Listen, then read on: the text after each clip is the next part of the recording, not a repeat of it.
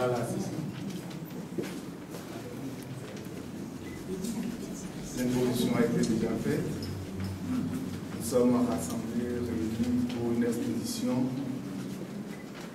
qui nous sera présentée et détaillée par la sœur Henriette, elle qui a travaillé, qui a fait ce tableau. Et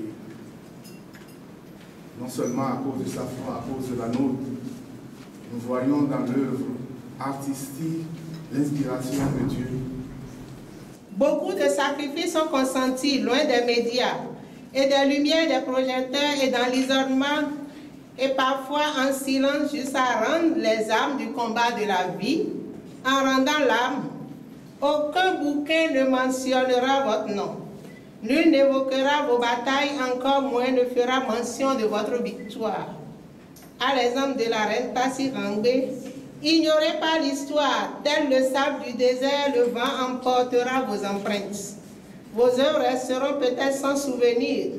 Seuls les témoins vivants évoqueront encore votre nom. Je vous dédie cette expression Amazon d'hier, Amazon d'aujourd'hui, Dieu vous le revaudra. Chers invités, je l'ai dit, c'est avec beaucoup d'émotion que je prends la parole cet après-midi ici, dans la galerie Ludovic Fadairo.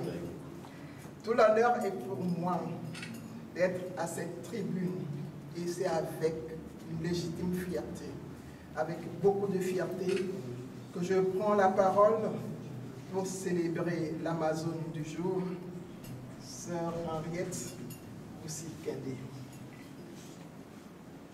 On allume par exemple pour la mettre sous le verso.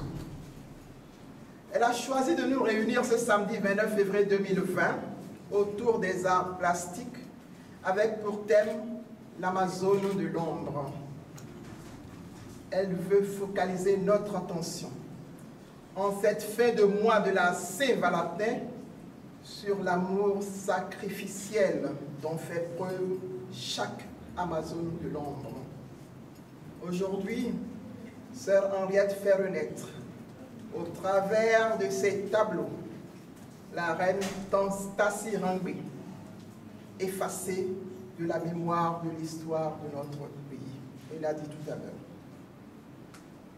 Tassi Rangbe fut l'unique reine de l'ère de la royauté du Dahomey de 1708 à 1711.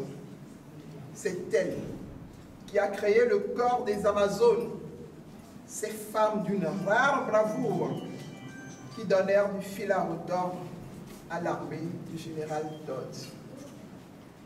L'histoire n'en retiendra que quelques noms, la grande majorité étant tombée dans l'oubli. Et pourtant, elles sont là, encore aujourd'hui, ces Amazones des temps modernes. Elles sont là, ces Amazones des temps modernes. Qui sont-elles donc?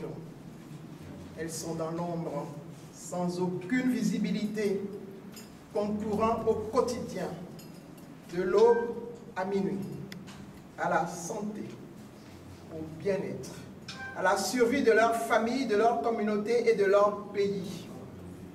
Ce sont ces femmes qui accouchent dans la douleur, quelquefois au prix de leur vie. Ce sont ces matrones qui donnent la vie, quelquefois avec des moyens bien dérisoires. Ce sont toutes ces institutrices qui donnent les premiers rudiments du savoir. Ce sont ces femmes du marché, grâce à qui nous le parvenons à satisfaire nos besoins alimentaires, ne serait-ce que les plus élémentaires. Ce sont ces femmes. Ce sont toutes ces femmes, en un mot, ces femmes ordinaires qui font dans l'anonymat des choses extraordinaires. Elles le font par amour. Cet amour qui amène la femme à tout donner, mais véritablement tout, parfois même au prix de sa vie. Leur